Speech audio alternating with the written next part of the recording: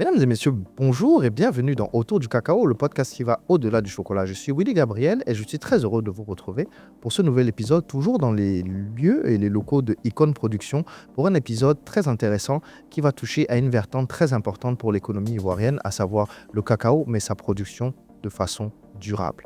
Chers auditeurs, vous le savez, chez Autour du cacao, nous explorons toutes les facettes, à savoir le jus, les biofertilisants, les biocosmétiques, toutes les facettes de la transformation du cacao, en passant aussi par la bioénergie. Mais aujourd'hui, nous allons nous plonger dans un aspect très fondamental, à savoir comment produire de façon durable, pérenne et respectueuse des forêts.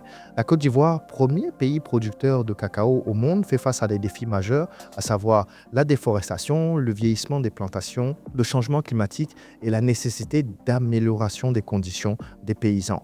Comment concilier le développement économique et la préservation de l'environnement? Comment assurer un avenir durable pour notre or brun? En tous les cas, c'est ce que nous allons voir dans cet épisode avec Madame Rolande Etienne, coordinatrice nationale du projet Cacao Forest, une initiative qui vise à redéfinir les contours de la cacao culture via la mise en place d'une agroforesterie moderne et surtout un travail de régénération des sols. Suivez très bien cet épisode et nous allons commencer après le générique.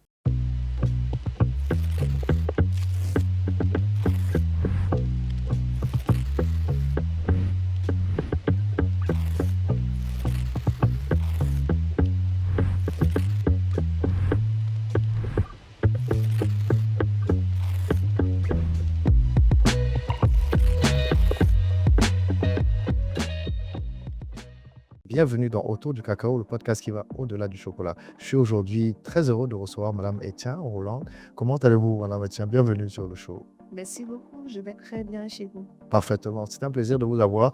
Alors, on va entrer vite dans le vif du sujet parce que Cacao Forest, c'est très intéressant, donc il faut qu'on ait le temps de tout dire. Mais est-ce que vous pouvez d'abord, s'il vous plaît, commencer par vous présenter pour nos auditeurs? Alors, je suis Rolande Etienne, chef de projet à l'Université Côte d'Ivoire, coordinatrice des activités du projet Cacao Forest en Côte d'Ivoire. Ok. Et donc, le projet Cacao Forest, effectivement, c'est ce qui nous anime. Qu'est-ce que le projet Cacao Forest? D'où ça part? Bon, il y a déjà eu une première phase de Cacao Forest, ça c'est important aussi de le signifier, Ok. en République dominicaine, qui est née sous l'initiative de chocolatiers. À l'époque, ils étaient 6 chocolatiers. Ils se sont mis ensemble dans un consortium appelé Groupement d'intérêt scientifique. GS. Voilà, le GIS. Donc, 6 entreprises chocolatières à l'époque, plus un groupe de chercheurs, des universitaires. Et là, de 2015 à 2022, le programme a été mis en œuvre en République dominicaine. Par la suite, ce GIS s'est agrandi. D'autres membres sont arrivés, d'autres chocolatiers. Là, on a à peu près une dizaine d'entreprises chocolatières françaises. On trouvait intéressant de déployer une phase 2 en Afrique de l'Ouest. Ok. Et on va dire, ils hésitaient un peu entre la Côte d'Ivoire et le Ghana. Et finalement, le choix s'est porté sur la Côte d'Ivoire, étant premier pays producteur de cacao. C'était vraiment, Ça fait totalement du sens. Petite question peut-être avant de poursuivre. Quel est l'intérêt pour des chocolatiers de se regrouper comme ça en groupement d'intérêt et d'agir pour l'agroforesterie et le cacao? Bon, étant chocolatier français, il fait que la matière première voilà, de travail, c'est le cacao. Et aujourd'hui, avec tous les enjeux qui sont liés autour de la filière cacao, que ce soit des enjeux environnementaux, socio-économiques, pour eux, c'est important parce qu'ils se disent que si on ne fait rien, autour du cacao, si on ne met pas en place des initiatives, des pratiques qui visent la durabilité du cacao, à la longue, eux, ils n'auront plus en fait à travailler. Matière première, totalement. Voilà, la matière première. Donc, c'est important pour eux, cette prise de conscience-là. Et voilà, pour sécuriser leurs approvisionnements au plus proche du planteur, en tout cas. Oui, surtout, vous savez qu'au niveau de l'Europe, le chocolat, c'est quand même quelque chose de très, très apprécié. Très ancré, totalement, bien sûr. Les gens consomment énormément, peut-être beaucoup plus même qu'ici. Clairement. Voilà, donc c'est vraiment un enjeu très important pour eux. Ok. Et vous, du coup, comment est-ce que vous êtes devenue coordinatrice? C'est ça, vous êtes coordinatrice du projet. Comment est-ce que vous devenez donc la coordinatrice du projet Cacao Forest? Alors, je le dis tantôt, je suis à Nididé, Côte d'Ivoire. OK. Et Nididé met en œuvre déjà pas mal de projets autour du cacao. Donc, lorsque il était question de lancer Cacao Forest, le choix s'est porté directement sur ma personne parce que j'avais déjà l'expertise. J'ai mené pas mal de projets autour du cacao. Donc, voilà, le choix s'est porté sur moi pour pouvoir porter les activités de ce projet-là, faire de la coordination, du suivi et aussi tout le lien entre différents partenaires impliqués. OK. Donc, si on parle d'expertise déjà présente, c'est-à-dire que vous avez un background déjà dans le cacao, dans l'agroforesterie. Quel est-il? Alors, le background, bon, j'ai fait l'université OK. Ici, à Abidjan? à Abidjan, OK. l'université de Cocody, OK. à l'UFM Biosciences. Et j'ai terminé par un master 2 en systématique, écologie, biodiversité végétale. Systématique écologique Biodiversité végétale. végétale. OK. Toujours à Abidjan. Toujours à Abidjan. OK. À Abidjan. Et dans le cadre de mon mémoire, là, j'avais fait une spécialité foresterie. OK. Et lorsque j'ai fini ma soutenance, on va dire, je suis rentrée dans le milieu professionnel déjà par un stage à ICRAF, qui est le Centre international de recherche en agroforesterie, OK. qui a un bureau ici à Abidjan, mais qui a un autre bureau à Soubré. Donc, j'étais déjà à Soubré. Et c'est vraiment à l'ICRAF que j'ai vraiment fait mes armes autour du cacao, où j'ai appris vraiment qu'est-ce que le cacao, les itinéraires techniques autour du cacao, l'agroforesterie, puisque vraiment ICRAF, c'est vraiment le cœur de leur travail, L'agroforesterie. l'agroforesterie. Donc, c'est vraiment là-bas que je me suis formée énormément. Et par la suite, chemin faisant, bon, je me suis retrouvée à Nididé en 2018, OK. toujours sur le cacao, les systèmes agroforestiers à base de cacao. C'est-à-dire qu'il y a beaucoup, même il y a des masters, il y a beaucoup d'entités qui travaillent sur cette question de l'agroforesterie. Même à l'université de Daloa, OK. à l'ouest, il y a même des cours en agroforesterie qui sont faits en droit des étudiants. Donc, c'est même à l'ESA aussi, à l'ESA INPHP, OK. l'école de Supérieur d'agriculture. voilà, d'agronomie de Yamsoukro. D'agronomie. Voilà. Il y a ce gros package de cours qui s'appelle agroécologie, dont l'agroforesterie fait partie. Une part prenante. Voilà. Donc, c'est un sujet très important en Côte d'Ivoire. On va revenir plus en détail sur le sujet. Moi, j'ai juste une autre question.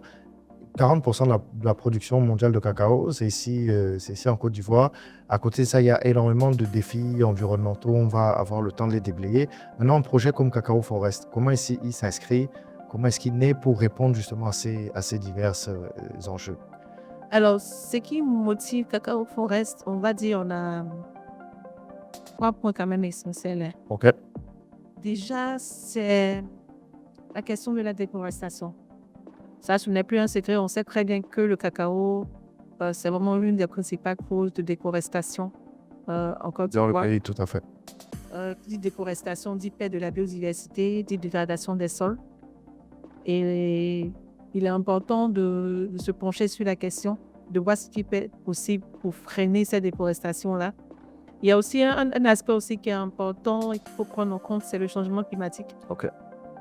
Ce changement climatique aujourd'hui qui affecte les champs. Et là, même quand tu parcours les différentes parcelles, les champs, tu le vois, le changement climatique avec la sécheresse qui est plus Plus intense.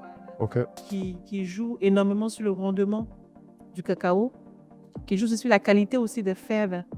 Parce que là, on a des fèves qui sont de plus en plus petites, qui au niveau du goût, voilà, commencent à perdre un peu en goût. Donc, vraiment, il y a ces aspects-là. Et il y a aussi un autre point qui est important, c'est la question du sol. OK. Du sol. Et ça, c'est vraiment le cœur du projet Cacao Forest. On a l'habitude dans les projets de durabilité très axés sur l'agroforesterie, je dirais, d'un point de vue aérien. C'est toujours les arbres qu'on introduit, la question d'ombrage. C'est vrai. Mais très souvent, on ne regarde pas en fait ce support qui porte en fait tous ces arbres, qui porte cette catégorie. Et ce support-là, c'est le sol. Ce sol qui se fatigue de plus en plus, malgré que certains producteurs apportent des engrais, tout ça, des fonds, mais ce sol-là se fatigue, il se dégrade. Et c'est important de se questionner sur la restauration des sols, OK. des plantations cacaoyères. Et c'est vraiment le cœur du projet Cacao Forest. Donc, 3 vertentes, le sol, le changement climatique Et la question de la déforestation. et la déforestation. Donc, voilà, ça, ce sont les 3 constats alarmants, on va dire quelque part aussi, qui sont les piliers de l'axe de travail de Cacao Forest. Maintenant, qu'est-ce que vous mettez en place? Qu'est-ce que vous allez mettre en place concrètement pour arriver à cela? Et où est-ce que vous en êtes d'ailleurs dans le projet à l'heure d'aujourd'hui? Alors, pour dire au niveau de Cacao Forest, on a 3 objectifs. Le premier, c'est le point cacao agroforestier. Ok. Et cela va passer par des pratiques agroécologiques qui vont, durables en tout cas, qu'on va pouvoir donner aux producteurs, qui vont garantir en tout cas, mettre l'accent sur la préservation des ressources, c'est vraiment important. Et puis, un cacao aussi qui est de qualité. Tantôt, je parlais tout à l'heure de l'impact du changement climatique sur le rendement et la qualité des fèves. Donc, pour voir un cacao agroforestier qui garantit à la fois la préservation des ressources, donc par ressources, en attendant tout ce qui est ressources forestières protégées, mais derrière aussi qui permettent aussi d'avoir un cacao de meilleure qualité et puis une meilleure production. Deuxième objectif, c'est la question de la restauration des sols cacaoyers. Ok.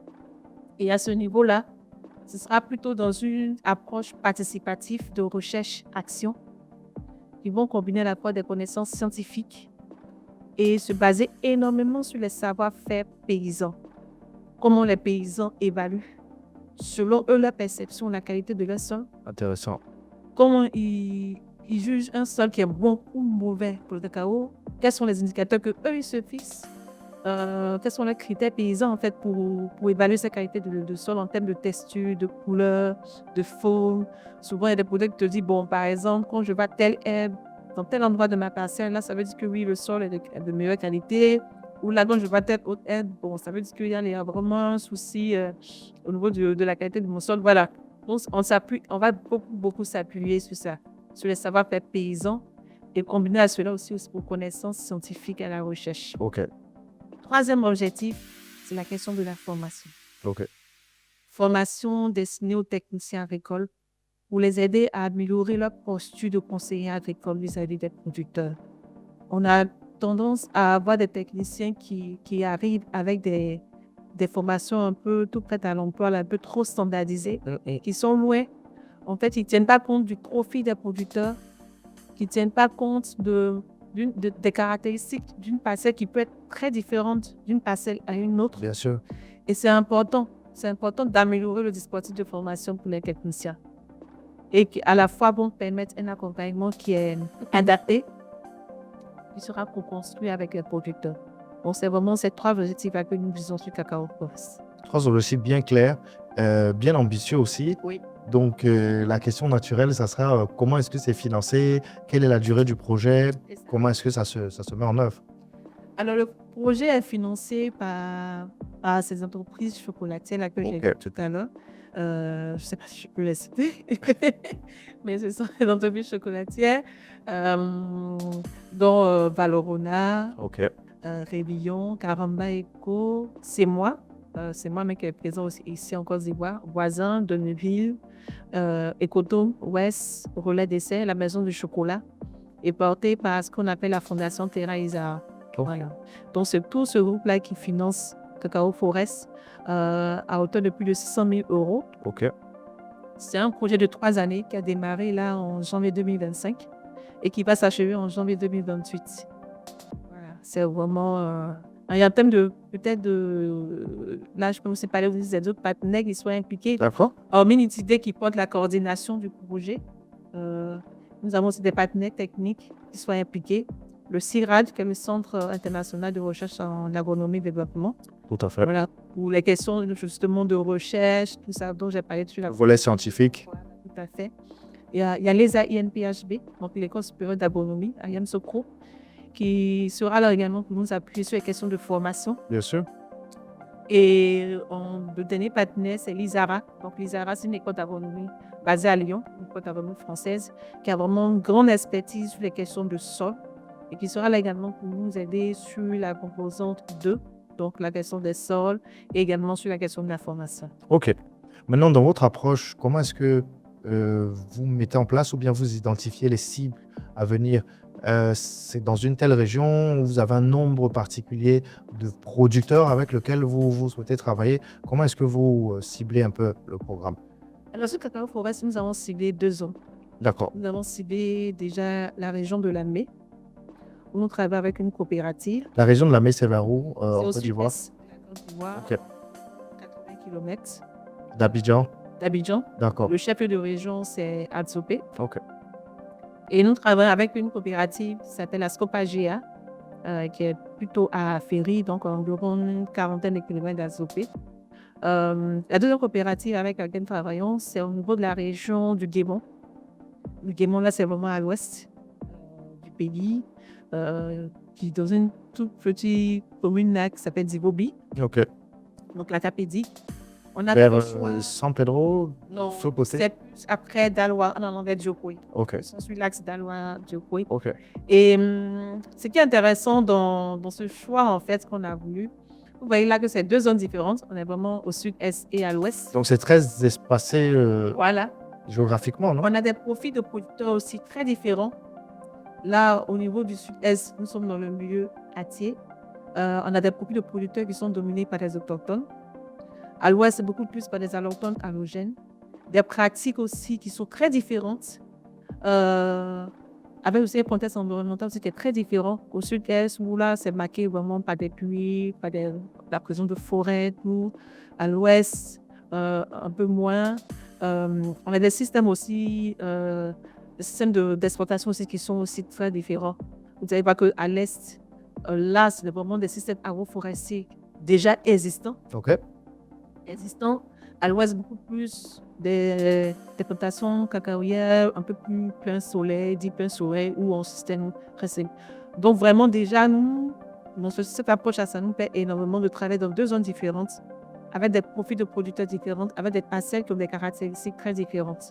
Mais n'empêche que certes, il y a des différences, mais ils ont également des similitudes. Similitudes parce qu'aujourd'hui, ils font face au même problème de changement climatique. Ils font face au problème de Dégradation des sols. dégradation des sols qui pèsent dans leur activité, à la présence aussi de maladies qui commencent aussi à bien s'installer dans ces zones-là. Donc, c'est vraiment ces deux zones qui nous ont permis de, on va dire, comme ciblage pour pouvoir faire Cacao Forest. En termes de producteurs accompagnés, déjà au niveau de, on va dire, c'est vraiment un projet pilote. Donc, on démarre sur tout ce qui est pratique agroforestière. On vise à accompagner 500 producteurs. Ok. On vise à accompagner 500 producteurs. Mais la logique derrière, c'est de se dire, de tous les résultats livrables qui vont être issus, c'est de pouvoir faire de la diffusion et pouvoir toucher aussi les plus grands producteurs, notamment via ces coopératives-là qui comptent pas mal de producteurs également. Et quant aux techniciens à former, nous visons au moins 100 techniciens Ok. à former. Mais ils seront issus de l'INP, de l'ESA ou bien d'autres écoles, d'autres endroits. Vous allez choisir d'autres personnes. Vous parlez des techniciens. Tout à fait. Non, le choix va se porter dans un premier temps sur les techniciens des coopératives. Parce que c'est vraiment eux qui sont. Ah oui, bien sûr, bien sûr. La formation prend en compte également les étudiants. Ouais. C'est vrai que je ne l'ai pas mentionné tout à l'heure, mais il y a vraiment un aspect de la formation qui sera porté dès les étudiants de l'ESA. Et d'ailleurs, dans Cacao Forest, il est prévu 1 à 2 stages d'ailleurs par an pour accompagner ces étudiants-là qui vont nous aider à la fois à travailler sur certaines thématiques, mais derrière aussi leur apporter certaines L'expérience, expériences un réellement, retour terrain. justement. Et les techniciens que l'on vit, c'est vraiment les techniciens agricoles, les techniciens de coopératives, les conseillers agricoles qui travaillent plus proche des producteurs. Voir dans quelle mesure, en tout cas, comme je l'ai dit tantôt, pouvoir améliorer leur posture de conseiller et donner un accompagnement qui est adapté et participatif avec les producteurs. Ok. Je voulais savoir, comment est-ce que ça se fait qu'en Côte d'Ivoire, on est encore, vous me direz peut-être le pourcentage, je ne le connais pas, mais une si grande partie de cacao qui est en plein soleil. Parce que végétativement parlant, on sait que c'est un arbre de sous-bois. C'est un arbre qui évolue beaucoup mieux sous un couvert végétal. Là où j'ai eu à travailler à Sao Tomé, par exemple, ça n'existe pas, le cacao en plein soleil. Ça n'existe absolument pas. Donc, qu'est-ce qui a apporté, je ne sais pas si vous avez l'info, qu'est-ce qui était la genèse de cette pratique? Qu'est-ce que ça représente? Est-ce que c'est 70% du verger, 80% du verger? Et j'imagine qu'il doit y avoir énormément de résistance parce que les gens se disent non, l'arbre ne va pas laisser mon cacao pousser, etc. etc. Bon, je n'ai pas les chiffres précis, mais il faut dire d'où c'est parti. Déjà, je pense qu'à la base, même l'agroforesterie a toujours existé. Nos grands-parents, nos parents, ils avaient toujours l'habitude de laisser les arbres dans les plantations. Mais à un moment, on s'est dit, il fallait qu'on puisse booster la production. On va plus vite. Booster la production pour aller plus vite. Ils se sont dit, bon, il faut couper les arbres. Il faut couper les arbres. Il y a eu aussi de nouvelles variétés qui sont arrivées. Ils se sont dit, bon. Ils sont plus résistantes peut-être à l'ensoleillement. Selon eux, elles sont plus résistantes à l'ensoleillement, qui vont produire plus vite. Et quand elles produisent plus vite, il faut qu'il y ait moins d'ombrage. Et c'est rentré en fait dans la tête de nos parents. Ils ont commencé à tout couper. Il y a aussi la question de certains arbres aussi qui étaient accusés, à tort ou à raison, d'être des hôtes du virus, là, le Solen Shoot. Ok. Donc là, en même temps, c'était la coupe générale et c'est ce qui a... Parce que se dit, plus il y a de l'ombrage, la production, comment je vais dire ça? N'est pas aussi forte. Voilà, pas forte, c'est un peu plus faible. Alors que ces variétés-là, voilà, en plein soleil, on a un boom, ça explose. Mais on se rend compte que, voilà, des années après, c'était vraiment... Ça ne dure pas forcément dans le temps, quoi. C'est pas quelque chose de pérenne et de long terme. Aujourd'hui, les conséquences sont là. On voit tout ce qui est les problèmes d'érosion, le problème de changement climatique, la dégradation des sols, l'avènement des maladies. Moi, il y a un producteur d'ailleurs qui me disait, c'était assez ironique, il disait que la forêt se venge. Il dit, la forêt est actuellement en train de se venger. Je dis, mais pourquoi? Il dit, mais on a tout coupé. On a coupé les forêts, on a coupé les arbres qu'il y avait dans la plantation. Et depuis qu'on a tout coupé, qu'est-ce qu'on remarque? Les pluies sont irrégulières. Il me dit, tu vois, il y a une nouvelle maladie là même qui est arrivée, le Solen Shoot là, les insectes. Puis ça, c'est parce que la forêt est en train de se venger. Avant, quand il y avait les arbres, les grands arbres, ça protégeait en fait. Ces arbres constituaient vraiment une sorte de rempart. Et les insectes ne pouvaient pas en fait rentrer dans les plantations. Mais du moment qu'on a pu couper, ça ouvre la voie. C'était assez ironique de l'entendre parler ainsi. Ça m'a bien fait sourire. Mais je pense que derrière ça, il y a vraiment une prise de conscience. Bien sûr. De conscience. Et pour revenir aux plantations plein soleil, je n'ai pas les chiffres vraiment exacts, mais voilà, comme j'ai dit, ça a pris de l'ampleur. Au début, oui, ça a boosté la production, mais après, sur la question de la durabilité de la plantation cacaoyère, il y a vraiment la question qui se pose aujourd'hui. L'initiative de pouvoir remettre les arbres. Et même là, la norme, la RS, qui vraiment fait la part belle à ce qu'on puisse remettre des arbres. Là, c'est devenu quasiment une exigence qu'on puisse remettre des arbres dans les plantations pour pouvoir, je dirais, reforester un peu et puis pouvoir profiter de tous les services écosystémiques que ces arbres. Que la forêt peut offrir. C'est ça. Donc, Cacao Forest s'inscrit donc dans la vertente des projets à but non lucratif. C'est ça, c'est vraiment de la formation et autres. OK. Comment est-ce que vous allez mesurer, vous, le succès? Et aussi, j'imagine qu'il y a beaucoup d'autres projets qui visent à promouvoir l'agroforesterie. Mais comme vous n'êtes pas dans une démarche aussi commerciale, néanmoins, comment est-ce que vous vous démarquez ou quelles seraient les différences entre vous, votre approche et peut-être d'autres projets dans le domaine? L'approche, moi, ce qui va jouer dans le monde, je pense que l'innovation que Cacao Forest apporte, c'est la question de la restauration des sols. OK. Il a été très peu abordé. Et pour moi, c'est vraiment l'innovation que va apporter Cacao Forest. Et c'est ce qui distingue un peu de toutes les initiatives, de tous les projets qui sont en cours, qui poursuivent l'agroforesterie. Après, comment on va mesurer les impacts? Nous avons des indicateurs, évidemment. Des indicateurs en termes de, que ce soit quantitatif ou qualitatif, en termes de nombre de producteurs impactés, accompagnés, pouvoir prendre en compte réellement. Et ça, ce sera aussi un point très important en termes de pourcentage d'adoption.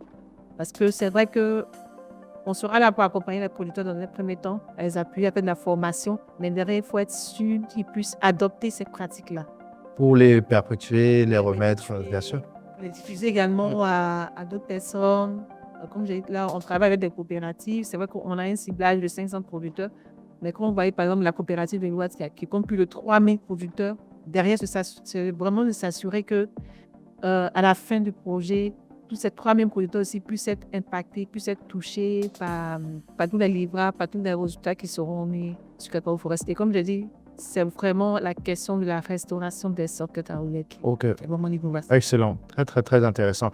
Maintenant, un grand accent sur la restauration des sols, des KPI qui sont prêts à être démontrés. Comment est-ce que vous rendez maintenant cette information publique?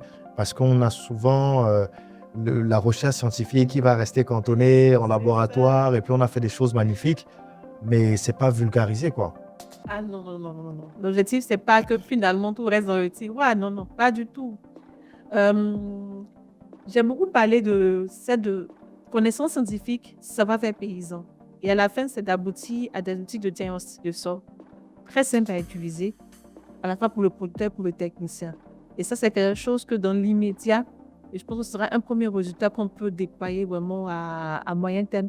Dans l'immédiat, que le producteur, avec ce diagnostic, puisse utiliser. Donc, c'est quoi? C'est un kit avec des réactifs ou bien il va regarder la couleur? C'est plus des tests. D'accord. Des tests assez simples pour évaluer par exemple la texture du sol, pour évaluer la présence de faune, l'activité micro, La rétention d'eau, voilà, la des perméabilité. petites choses Ok. comme ça. En tout cas, qui vont rester simples. Surtout, j'insiste sur la simplicité de l'outil. Parce que pour ce genre d'outil qui est destiné aux producteurs, il ne faut vraiment pas se compliquer, faire quelque chose de très lourd. Voilà, donc vraiment des outils qui sont très simples, très faciles à utiliser pour le producteur, pour les techniciens. Et c'est vraiment, ça s'inscrit vraiment dans l'une de nos démarches. C'est vraiment l'un des points. Après, c'est pas la façon aussi de la diffusion qui peut pas être faite derrière. Il y a également, comme je parlais tout à l'heure, des ingénieurs de l'ESA qui vont faire également des stages, qui vont nous aider aussi à produire d'autres outils, d'autres, comment je vais dire ça? D'autres API, d'autres. Voilà, qui vont vraiment nous aider à diffuser l'information. Ça, c'est vraiment ça. On cherche plutôt à diffuser, pas à la garder. Et puis, c'est important aussi que. Et là même, c'est pour ce Cacao Forest, des ateliers de restitution. Exactement. Des ateliers de restitution de résultats avec des partages d'expérience avec les autres acteurs de la filière cacao qui sont en Côte d'Ivoire, pour pouvoir déjà, dans un premier temps, présenter nos premiers résultats avec eux, échanger sur la pertinence de tel ou tel point, et puis eux aussi nous faire leur retour déjà des expériences qu'ils ont à mener, des initiatives qu'ils mènent actuellement. Ok. Donc, beaucoup de collaboration avec le privé, avec le public, l'INP dans une autre mesure. Moi, j'ai envie de poser la question. Et le conseil Café Cacao alors? Ah oui, ça c'est l'entité. C'est l'organe de tutelle. C'est l'organe de tutelle, effectivement. Et là, ils ont mis en place une plateforme d'initiative, on va dire de tout ce qui est projet agroforestier. Ok. Ils l'ont lancé si je ne me trompe pas, nous sommes en fin 2024. Donc, c'est important en fait, d'inscrire tous les projets. Pour eux, ça permet en fait d'avoir une visibilité des initiatives qui sont en cours, de coordonner et de s'assurer qu'en fait, chacun n'évolue pas dans son coin. C'est vraiment pour qu'on puisse réunir tous les acteurs qui sont dans le domaine de l'agroforestier et donc voilà, le conseil Café Cacao a moins ce regard-là. Et à la fois de tous les livrables, de tous les outils qui vont être issus de ces projets-là, que eux, ils puissent se les approprier et par la suite aussi pouvoir les diffuser auprès des producteurs, on va dire, un peu plus à l'échelle nationale. Donc, c'est le CC, c'est important qu'ils soient informés de toutes les démarches. Bien sûr. Et pouvoir aussi s'inscrire sur cette plateforme-là des initiatives agroforestières qui sont en cours en Côte d'Ivoire. Donc, eux, ils ont pris la décision de fédérer un peu toutes les initiatives C'est ça. pour éviter que chacun fasse sa chose dans son coin. Et puis, quand en fait, souvent, après, à la fin d'un projet, en termes de résultats, bon, souvent, c'est pas bien dit, vulgarisé. Ça reste un peu dans les tiroirs ou peut-être qu'ils n'ont pas connaissance de ça. Alors que si tout le monde est fédéré comme ça sur cette plateforme où il y a ce partage d'expérience, chacun dit ce qu'il a pu, comme innovation en termes de l'agroforesterie, ce qu'il a pu faire. Parce que eux, déjà, à leur niveau, dans leur stratégie, dans leur stratégie, ils vont s'appuyer directement sur ça et puis pas refaire déjà en fait le plus Ce qui a déjà été fait. Oui, bien sûr. Bien sûr. Là, au moins, ça met une espèce de suivi et on peut éviter de recommencer à zéro à chaque fois. C'est ça. OK. Donc, gros travail aussi avec le conseil café, cacao. Les informer, nous, ce sera un point, surtout comme on aborde beaucoup la question des sortes cacaoyers, pouvoir être en contact avec eux, leur donner déjà les premiers résultats, les outils qu'on aura conçus à destination des producteurs et des techniciens pour qu'ils puissent se nourrir, en tout cas qu'ils puissent rester à l'écoute de ça, comme je dis, cela pour créer et que cela puisse servir à une diffusion beaucoup plus large. OK. En termes calendaire aujourd'hui, où est-ce que vous en êtes alors dans la mise en place du projet? Cacao Forêt, c'est vraiment dans une phase de démarrage. C'est pas qu'on a débuté en janvier 2025. Mais vous savez, dans le démarrage d'un projet, il y a beaucoup d'administration. Créer des choses, aller bien sûr. Signer. Il y a la question aussi des premiers versements. Ça va démarrer les activités. Donc, il y a vraiment eu toute cette phase-là déjà.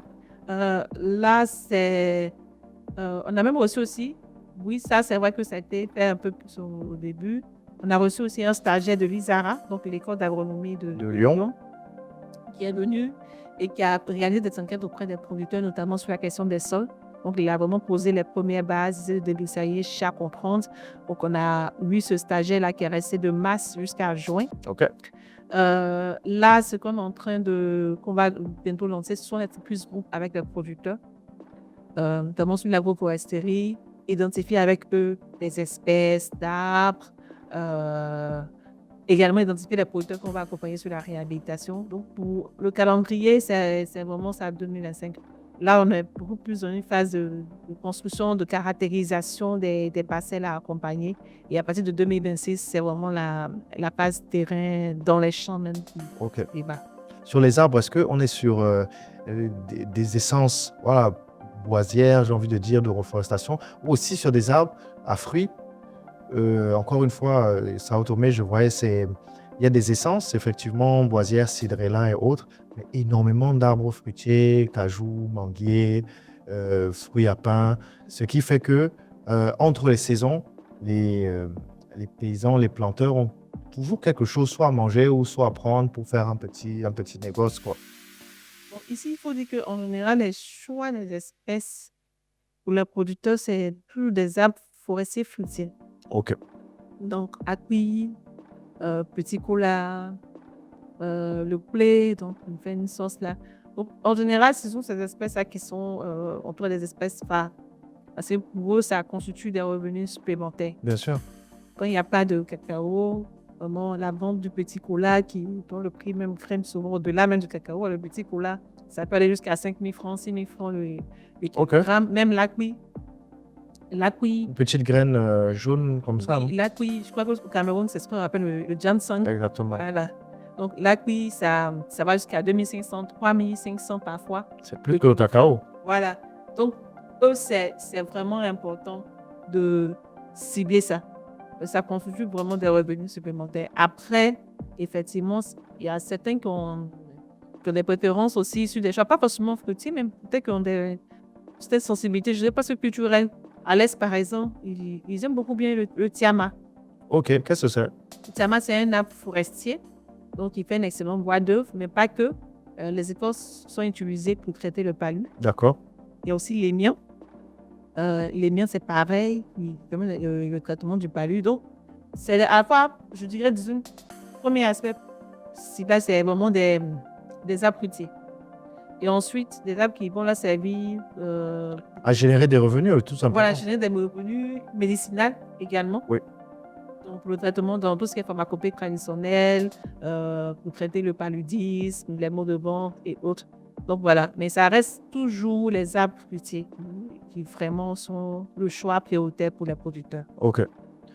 Aussi, donc nous, autour du cacao, j'ai envie de dire, notre raison d'être, c'est de promouvoir tout ce qui se fait autour du cacao. L'agroforesterie, notamment, on fait pas. Il y a aussi énormément la question de l'utilisation des sous-produits.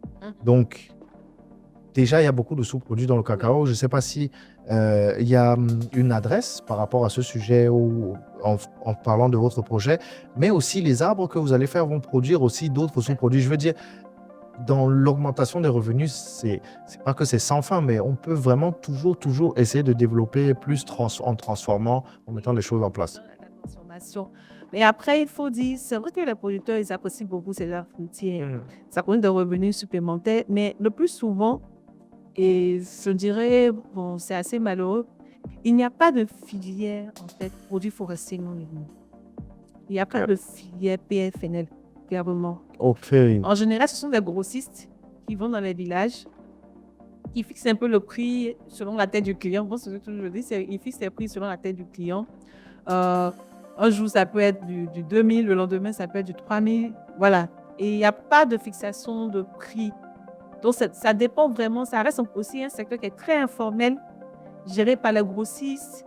Donc, par moment, il y a des producteurs qui se disent « Ah, j'ai mon petit cola, ce ne sera pas bien acheté, mais quand même, bon, je le vends quand même parce que, bon, Ça fait quelques... ça construit quand même un revenu. » Mais il n'y a vraiment pas de filière en tant que telle.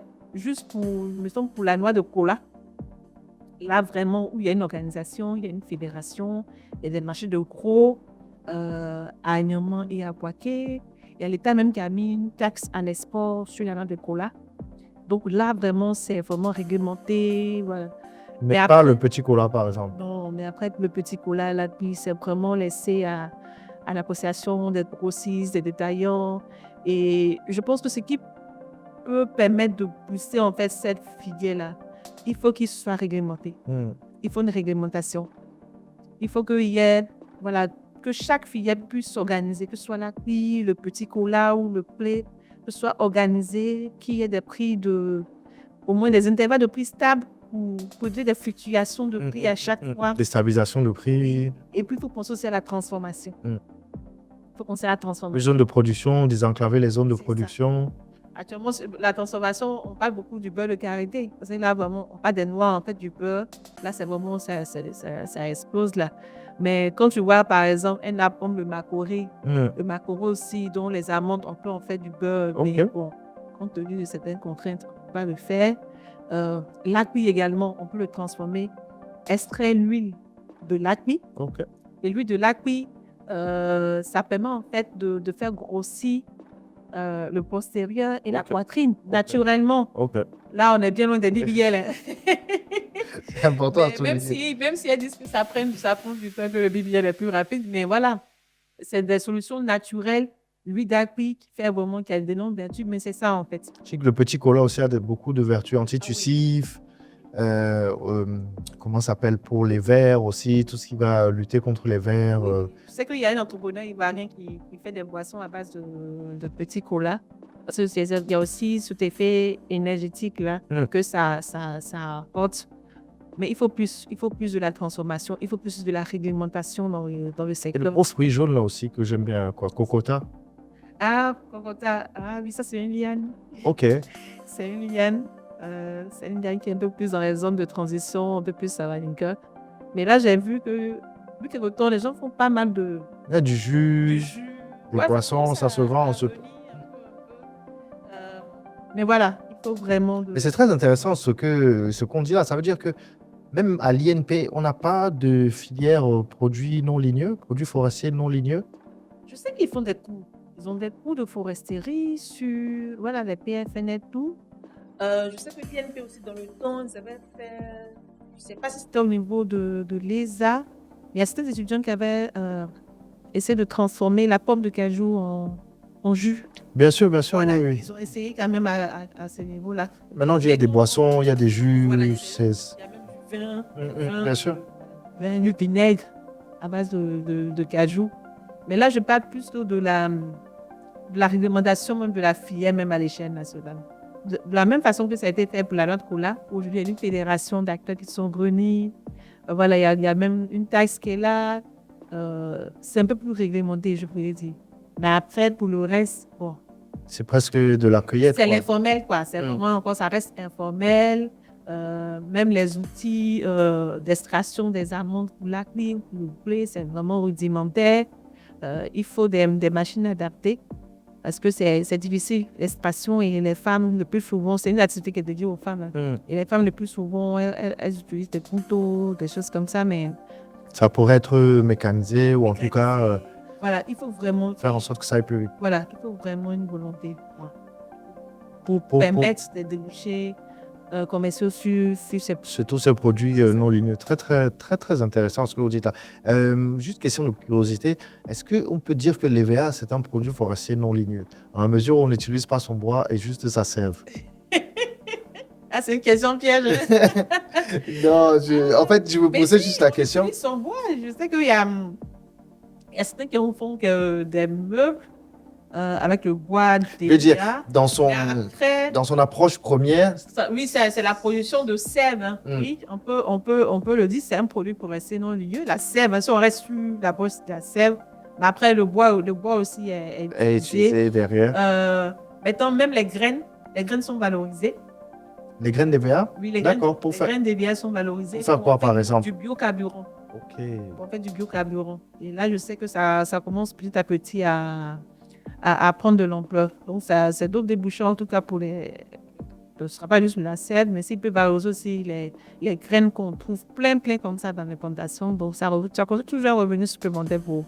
Et est-ce qu'on peut dire que Cacao Forest, à travers son collectif de chocolatiers, déjà, la première chose, est-ce que vous travaillez uniquement avec des coopératives dont vous achetez le cacao, ou bien vous formez, voilà, comme ça, en fonction vraiment de modèles sur une base scientifique et de recherche sociale, j'ai envie de dire?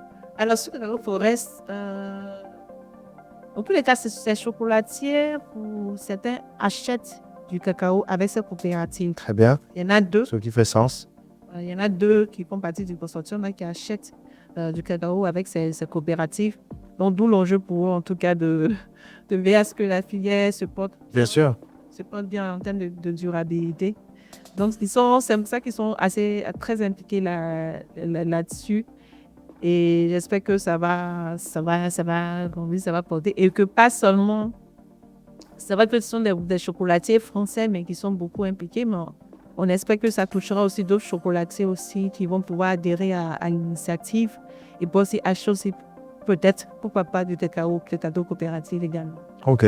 Maintenant, dans l'approche de régénération des sols, est-ce que c'est vraiment via l'implémentation de nouveaux arbres ou vous avez une autre approche aussi, plus amendement avec tout ce qui va être, je ne sais pas, du biochar issu de cabosses de cacao ou bien d'autres produits comme ça qui pourraient enrichir la vie du sol? Oui, tout ça rentre en fait dans la question de la restauration des sols. Déjà, on passe sur la base de comprendre le sol, comment il fonctionne, ce dont il a besoin. Ensuite, les arbres, oui, ces arbres jouent comme je l'appelle tout à l'heure, le service écosystémique, à la fois l'ombrage, l'humidité, la structuration Bien du sûr. sol, l'apport aussi d'amendement, La pluie. le compost. Donc, le compost avec la valorisation de pouvoir utiliser, par exemple, les cabosses de cacao. Parce qu'en général, quand les producteurs finissent de cabosser, Ils laissent en champ. Sauf que ça favorise le développement de maladies fongiques. voilà, ça fait trop d'humidité, après ça entraîne la pourriture. Alors que ces cabosses, on peut les utiliser pour en faire du compost que par la suite on peut remettre dans la plantation, ça constitue un fertilisant moins cher, Bien sûr. contrairement au sac d'engrais qui coûte beaucoup plus cher, naturel, sain pour l'environnement et qui ne nuit pas à la santé aussi du producteur. Donc voilà, c'est vraiment tous ces aspects-là qu'on va essayer de toucher sur ce projet. Ok, donc valorisation des sols avec éventuellement de l'amendement. Ça, c'est extrêmement important. Maintenant, sur les aspects de changement climatique, est-ce que ça va être vraiment la plantation, la reforestation qui va être votre vecteur pour toucher cette vertente-là de changement climatique? Oui, il y aura l'introduction des arbres. Il y aura Et la également- déforestation aussi. Oui. Il y a aussi la question de la réhabilitation des lieux vergers. Donc, vous allez replanter de nouveaux cacaoyers? Oui, par endroits. Comme une plantation est très vieille, par endroits, il y a des cacaoyers qui sont très vieux, malades, sont morts. Donc, dans ce cas, il faut faire une technique qu'on appelle le récépage. Ok. De coupe. Là, c'est de couper entièrement. Là, quand il est vraiment malade ou mort, là, on coupe. Et on replante, en fait, avec un jeune pin cacaoyer. Ou bien, il y a des arbres qui sont vieux, mais qui produisent plus assez bien. Là, on fait du récépage. Donc, on enlève vraiment la tige principale. On laisse des mouvements qui vont prendre le relais par la suite. Et qui vont repartir. Voilà, qui vont repartir. Donc, il y a vraiment la question de la réhabilitation, de la replantation aussi, de la récolte sanitaire, de la taille, de l'élagage, Ouais. de l'application d'engrais, avec vraiment un accent qui sera mis sur le compost, sur la fiente. Voilà. Des engrais plutôt organiques et naturels. Mais moi, je veux savoir votre secret. Comment vous faites pour que les producteurs acceptent de couper leurs arbres? Parce que on voit partout, oui, partout où je suis passé, où j'ai pu travailler, même l'élagage, c'est comme si on coupait leurs bras, quoi. Comme si on coupait leurs doigts. C'est très difficile. Déjà, il faut bien choisir la période de coupe. Ça, c'est super important. Avant ou après les pluies? Idéalement, il faut le faire avant. Oui. Et ça, c'est vraiment, surtout avant la période où il y a l'apparition des premières fleurs des chérènes. D'accord. Donc, il y a cette période, idéalement février-mars, par là, où là, on est vraiment à la fin de la grande traite. Et avant qu'on ne rentre dans la petite traite, il y a cette petite période de flottement là, février-mars. Là, c'est vraiment la période idéale. De l'expérience que nous, on a, c'est vraiment cette période-là. Pour élaguer, Pour élaguer, couper, pour Ok. faire les cépages.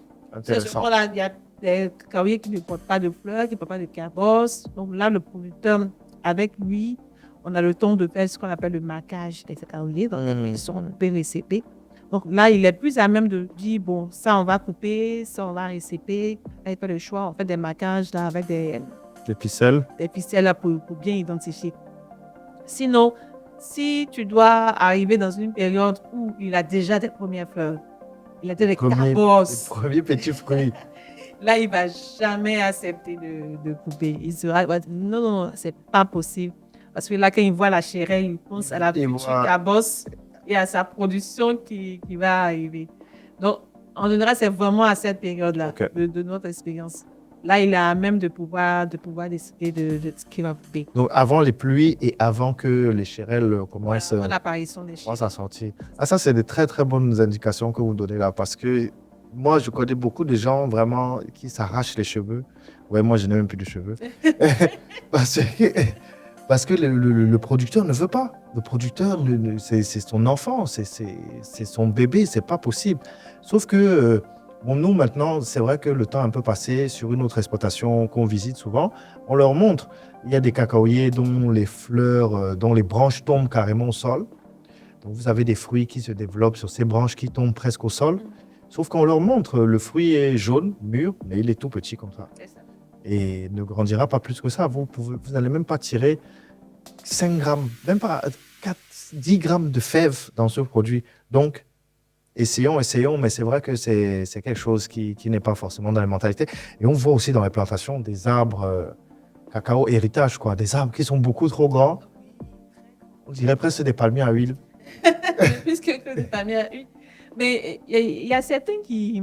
La présence de grands arbres dans les plantations cacaoyères, en tout cas de ce que moi je vois beaucoup dans le sud-est, notamment à Zobé, ça a presque une valeur culturelle. C'est-à-dire, ils sont dans une logique de se dire, eux, ils ne coupent pas les arbres dans les plantations parce qu'ils se disent, on a hérité du grand-père. Le grand-père a fait la plantation dans les arbres. Dans une logique de transmission à nos enfants, à nos petits-enfants, à nos arrière-petits-enfants. Donc, la passé se transmet telle qu'elle, du grand-père au père, du père au fils. Et pour eux, c'est important de laisser en fait ces arbres-là dans le bassin, pour que demain, la génération puisse se dire, ah, ça c'est un tiama, ça c'est un acajou, ça c'est un arbre. Et pour eux, c'est important. Pour eux, c'est vraiment important. Ils ont vraiment cette logique de culture, ce lien-là assez fort avec les arbres, mais les arbres d'agroforesterie, pas avec les cacaoyers. Mais ça va de pair. Ça va de pair. Ok. Parce que même si l'agroforesterie aujourd'hui est portée, on en parle beaucoup, c'est une initiative dont tout le monde parle, mais n'oublions pas que le cacao reste toujours la culture phare, le centre de l'exploitation du producteur. Ok. Certes, il va vouloir laisser les arbres tels quels, ou soit vouloir introduire s'il n'en a pas assez. Mais là aussi, pour lui, c'est de pouvoir toujours garder une bonne production de son cacao. Et ça, c'est vraiment un point important. Je crois que c'est, voilà. Là, on est autour du cacao, ouais. Donc, c'est vraiment ça. Le cacao reste toujours la pièce maîtresse pour lui. Et qu'est-ce qu'il peut mettre en œuvre pour que le rendement soit bon, la qualité c'est fait. Ça reste toujours le cœur de sa plantation. Mais même si derrière, il est bien conscient aujourd'hui des enjeux qui sont liés en fait à la durabilité de son cacao. Ok. Très, très, très intéressant. On n'est pas très, très loin de la fin. J'ai encore 2-3 questions. Mais j'ai d'abord un premier point. Peut-être ça va faire polémique. mais... mais bon, on n'est pas là pour faire la polémique. Pas pour polémique. Mais en discutant avec des gens la dernière fois, on avait ce débat, on avait cet échange et que en réalité, on se trompe énormément. La Côte d'Ivoire n'est pas le premier pays cultivateur de cacao. La Côte d'Ivoire, c'est le premier pays cueilleur de cacao. L'idée de dire que malheureusement, encore, le cacao est traité vraiment comme une plante, voilà, comme on parlait de l'akpi ou du petit cola, comme une plante qu'on sait, voilà, en octobre, il faut aller chercher, il faut aller cueillir, et puis après, on le laisse en mars, et puis on revient. Est-ce que dans les expériences que vous avez pu avoir, forcément, ça ne peut pas être vrai à 100%, mais est-ce que vous voyez ça dans la mentalité? Moi, je mettrais ça en opposition au fait que je vois, par exemple, encore une fois, je reviens sur Sao Tomé, c'est là où j'ai fait mes armes. Mais voilà, là, c'est quelque chose où chaque jour, chaque semaine, le planteur veut aller dans son champ, pas forcément pour cueillir, mais pour voilà, entretenir, pour que ça soit toujours nickel. Là-bas, ils ont quelque chose, c'est que quand tu arrives dans une plantation de cacao, si tu te mets accroupi, tu dois voir l'horizon au plus long. Parce qu'il n'y a pas d'herbe, il n'y a pas de branches qui circulent. Et voilà, donc je voulais juste savoir si, est-ce que c'est quelque chose qu'on constate, c'est quelque chose qui change, le fait que ça soit, il y ait une approche cueillette, j'ai envie de dire, du cacao. Dit cueillette, pas de la cueillette, mais là, l'exemple que vous prenez de Sao Tomé, je dirais, c'est deux contextes différents. D'accord. Effectivement, en Amérique latine, les gens ils font plus l'entretien de leur bassin. Ils font beaucoup de taille, de récolte. Comme tout à l'heure, vous avez signifié qu'ils arrivent dans le champ, tout est impeccable. Contrairement à ici où, bon, voilà, c'est un peu laisser aller. Souvent, c'est quand on est à l'approche des campagnes, soit de la grande, de la petite, il y a vraiment, voilà, là, on commence vraiment à faire du désherbage, on s'implique beaucoup. Mais je pense que c'est plutôt lié il faut voir aussi le marché. D'accord. En Amérique latine, on a vraiment des marchés de niche. Il y a des faibles déceptions.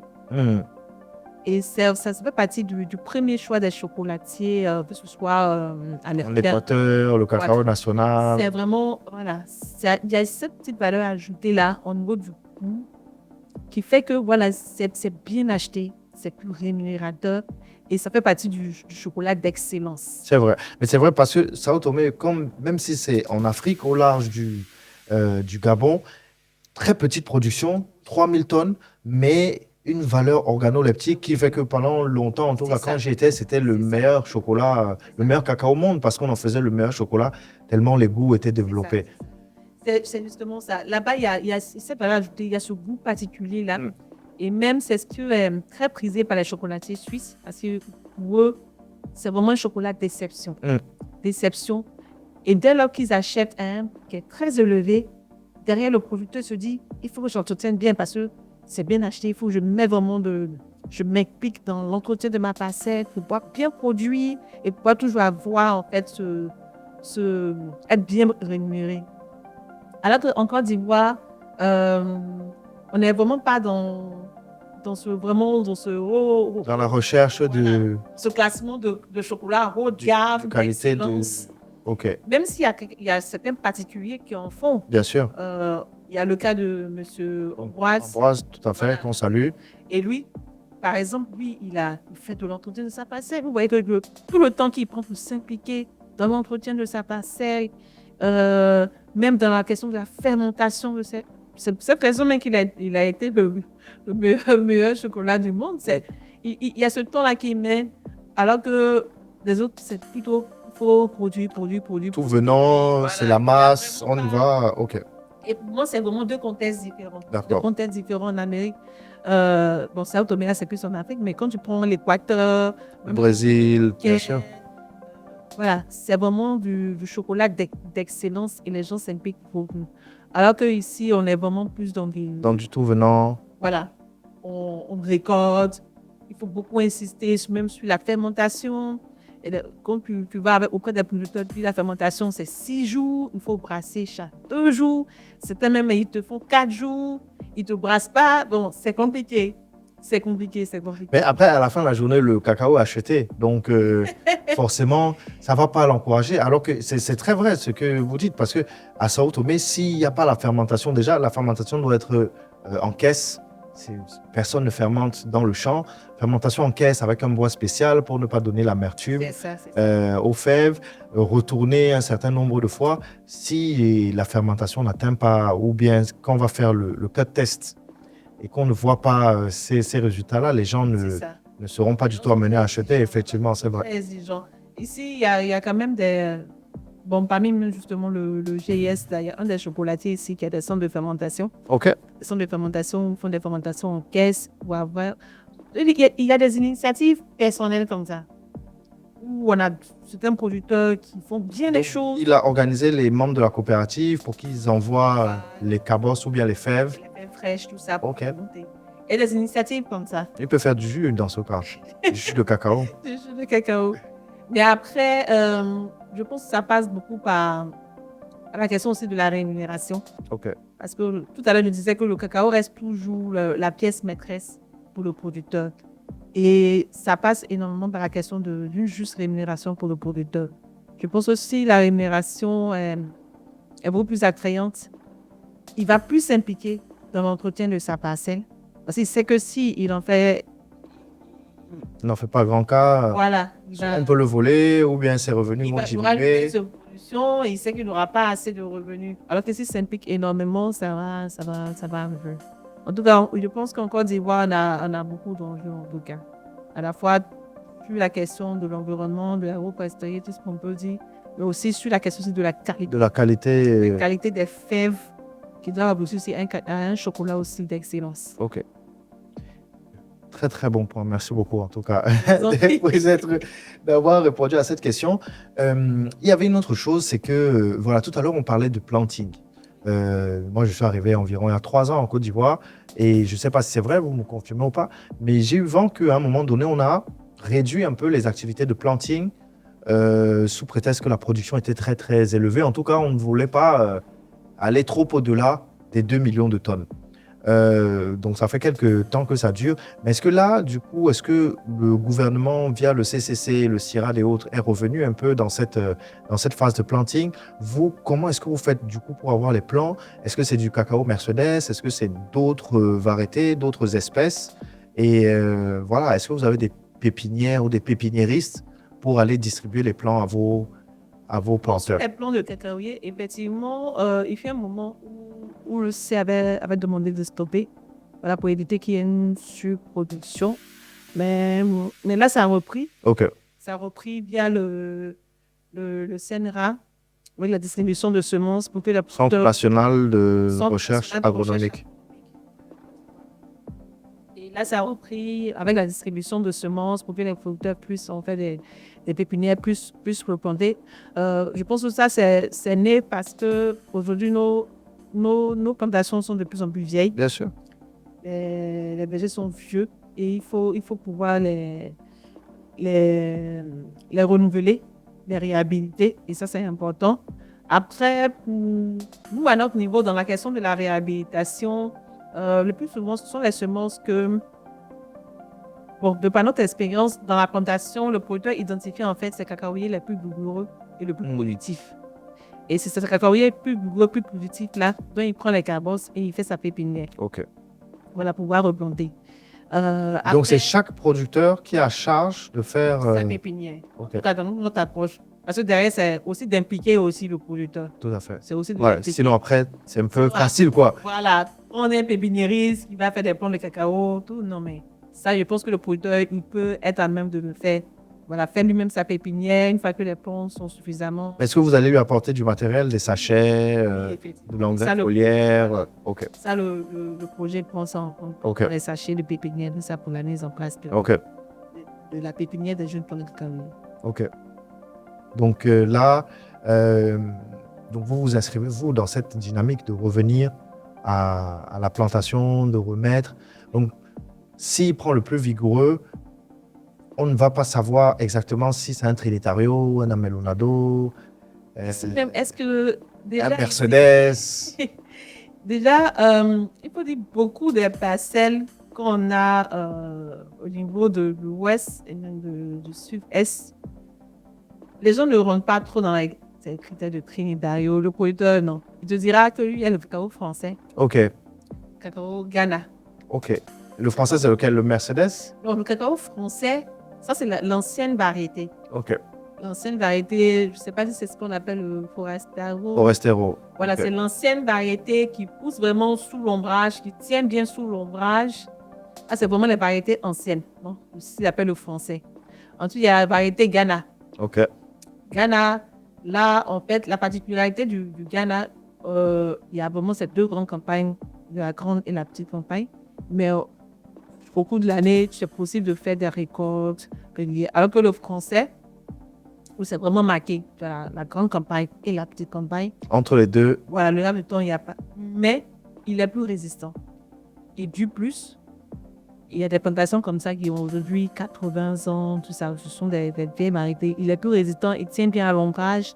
Et les producteurs même ont dit que même quand tu fais fermenter, et tout que même au niveau du goût des fèves, il est meilleur, la variété ancienne. OK. Le Ghana, pareil.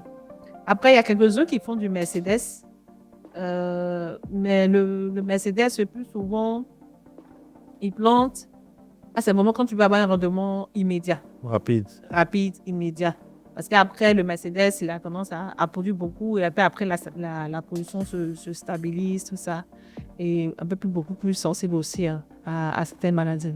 Voilà. Sinon, le plus souvent, ce sont ces variétés-là qu'on retrouve, soit du français ou du Ghana. Mais il y a quelques-uns aussi qui font du Mercedes, effectivement. OK. Sinon, il va prendre voilà, la cabosse la plus vigoureuse et puis faire sa pépinière en fonction de aussi. Est-ce que c'est vous qui allez lui dire, mais 100 graines en pépinière, 200, 500, 1000? Ça dépend de la superficie. Voilà, de la surface sur laquelle on compte faire la réhabilitation et la replantation. OK. Si c'est du demi-hectare, si c'est du 0,25, c'est du 1 hectare. En fonction, là, on donne le nombre de sachets appropriés et il fait la pépinière. Lui, il fait et puis il avance. Est-ce que dans toutes ces aventures et dans tout ce que vous avez eu à faire, est-ce que voilà, il y a une anecdote ou quelque chose comme ça qui vous a vraiment marqué dans le domaine agroforestier ou dans le domaine de cacaoyer, quelque chose avec une expérience avec un producteur qui était vraiment, je sais pas, en tout cas intéressante ou bien marquante? Peut-être sur l'agroforesterie, il y a un producteur au niveau de l'Adzobé qui, au départ, c'est assez marrant, était assez hésitant en fait à faire de l'agroforesterie, à mettre des arbres, tout ça. Mais c'est après, il s'est dit, mais à chaque fois quand je prends mon cacao, quand il essaie de replanter un peu, ça meurt, il ne comprend pas, tout ça. Je lui ai dit, bon, on a réussi à quand même le convaincre. Donc, on a fait toute la démarche avec lui, le tien aussi l'a passé et on a planté. Aujourd'hui, au plus de 3 ans, ces arbres ont grandi. Ces cacaoyers se portent beaucoup mieux. Et derrière, lui-même, aujourd'hui, je sais même qu'il fait un peu de la régénération naturelle assistée, quoi. Il a un arbre de fraquet, là.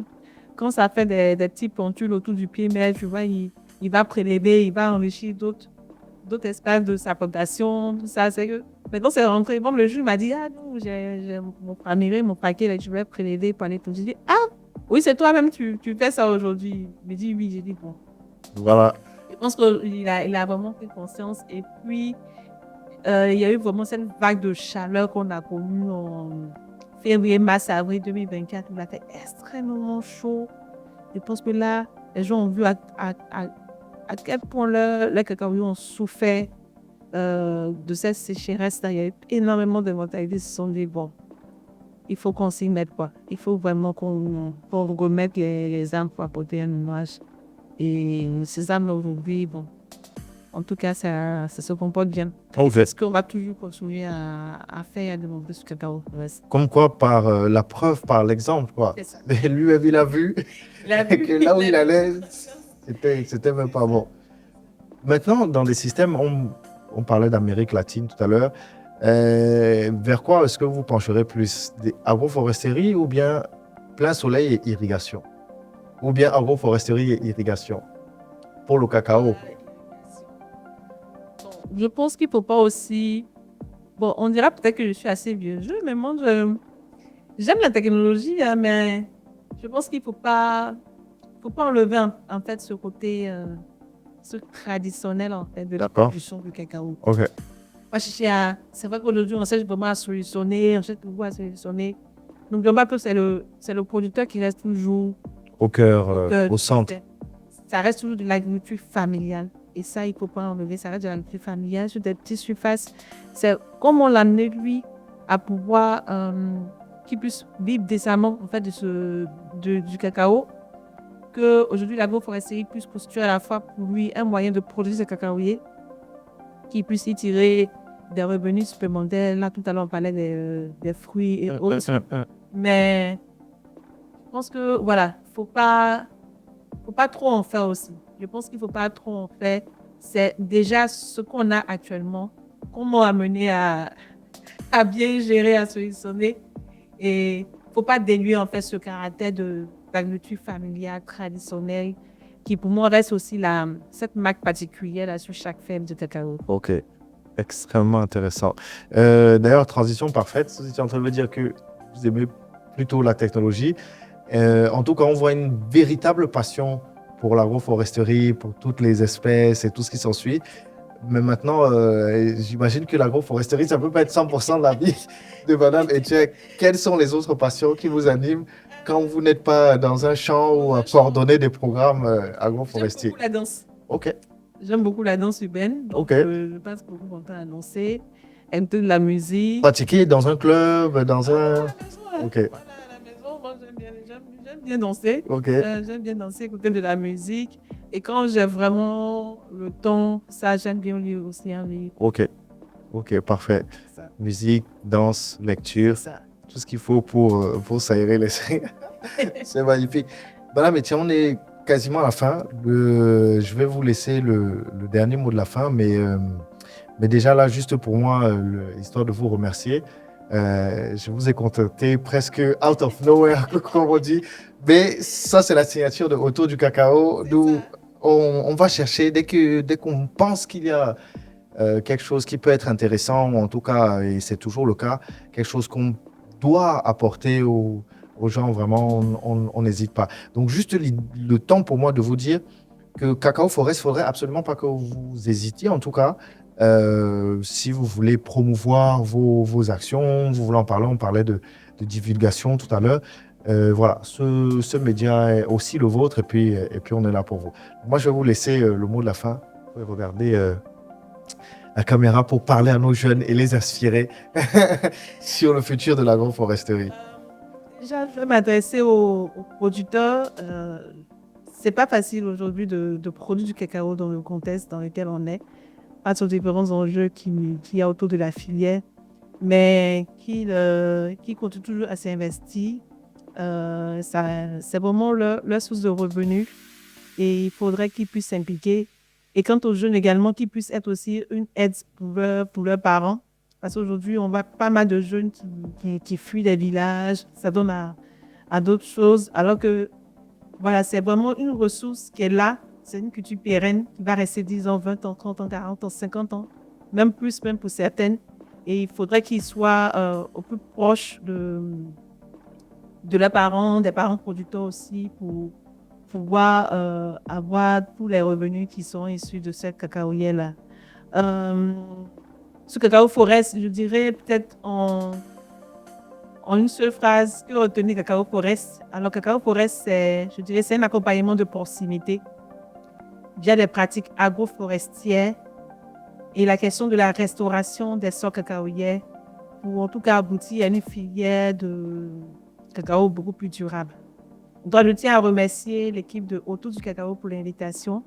Merci beaucoup et en tous les cas, au but de l'avancement des projets, on vous tiendra informé et j'espère que vous serez là et qu'on reviendra en tout cas sur ce charmant plateau. Merci beaucoup. Ah, merci à vous. Bien sûr que vous serez là et bien sûr que vous reviendrez. Mesdames et messieurs, nous arrivons au terme de cet entretien passionnant. Merci encore à Madame Etienne de nous avoir accompagnés le long de ce podcast. En tout cas, un entretien, je vous le disais, très passionnant et très enrichissant sur cette vertente qui est l'agroforesterie. Permettez-moi ici de récapituler juste 2-3 points que vous pourrez ainsi emporter après avoir visionné cet épisode. Cacao Forest est un projet lancé par une association française qui vise à mettre en place et à totalement dupliquer des modèles d'agroforesterie.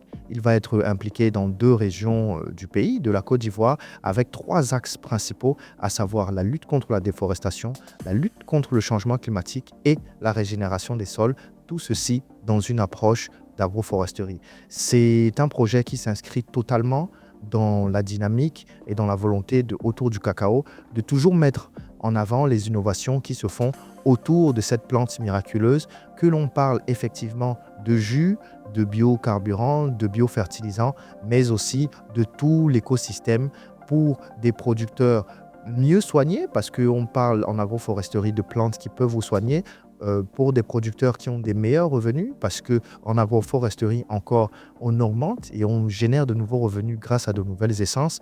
Mais dans tous les cas, on parle d'un cacao qui est beaucoup plus durable et qui tiendra sur encore plus d'années pour les générations futures. Moi, je suis très content en tout cas d'avoir eu cet échange. Et puis, juste l'idée de vous rappeler, l'histoire de vous rappeler que vous pouvez suivre Cacao Forest sur LinkedIn, sur leur page. Vous pouvez aussi nous suivre, vous abonner sur YouTube, partager cette vidéo avec beaucoup d'intensité, j'ai envie de dire. Et moi, je vous donne rendez-vous la semaine prochaine pour découvrir un nouvel invité qui nous fera toujours voyager autour du cacao et au-delà du chocolat. Merci beaucoup et à très bientôt.